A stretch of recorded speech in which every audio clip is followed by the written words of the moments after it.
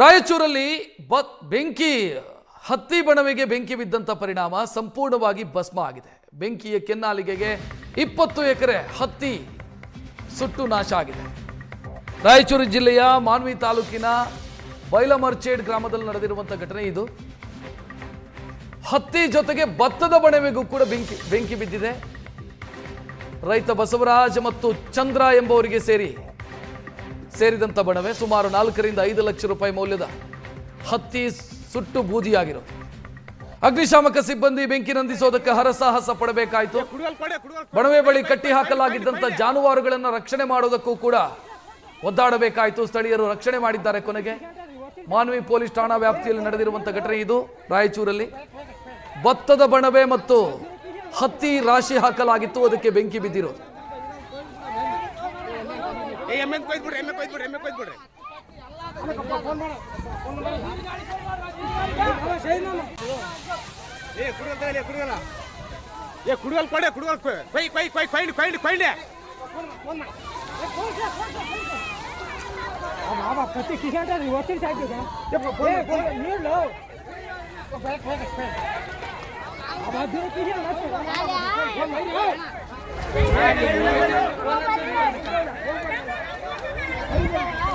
Phone ಹತ್ತವಲ್ತ ಆ ಸ್ವಾಮಕ್ಳು ಬಂದ್ರು ಏನ್ ಮಾಡ್ತಾರೆ ಈಗ?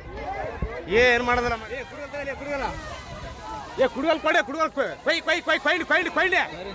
ಹತ್ತವಲ್ತ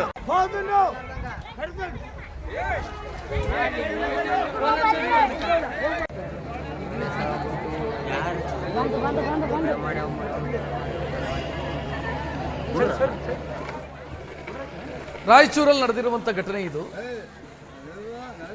ಹತ್ತಿ ರಾಶಿ ಹಾಕಲಾಗಿತ್ತು, ಜೊತೆಗೆ ಭತ್ತದ ಬಣವೆ ಕೂಡ ಇತ್ತು, ಅದಕ್ಕೆ ಆಕಸ್ಮಿಕವಾಗಿ ಬೆಂಕಿ ಬಿದ್ದಿದೆ.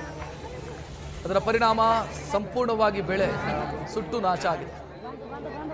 20 ಎಕರೆ ಹತ್ತಿ ಬೆಳೆದಿದ್ರು, 20 ಎಕರೆಯಲ್ಲಿ ಹತ್ತಿ ಬೆಳೆದಿದ್ರು. ಅದರ ಕಟಾವು ಮಾಡಿ ತಂದಿರಿಸಲಾಗಿತ್ತು, ಅದಕ್ಕೆ ಬೆಂಕಿ ಬಿದ್ದಿರೋದು. ರಾಯಚೂರು ಜಿಲ್ಲೆಯ ಮಾನ್ವಿ ತಾಲೂಕಿನ ಬೈಲಮರ್ಚೇಡ್ ಗ್ರಾಮದಲ್ಲಿ ನಡೆದಿರುವಂಥ ಘಟನೆ ಇದು. ಬೆಂಕಿ ನಂದಿಸೋದಕ್ಕೆ ಒದ್ದಾಡುವಂಥ ಸ್ಥಿತಿ ನಿರ್ಮಾಣ ಆಯಿತು. ಕೊನೆಗೆ ಅಗ್ನಿಶಾಮಕ ದಳದ ಸಿಬ್ಬಂದಿ ಬಂದು ಹರಸಾಹಸ ಪಟ್ಟು ಬೆಂಕಿ ನಂದಿಸಿದ್ದಾರೆ.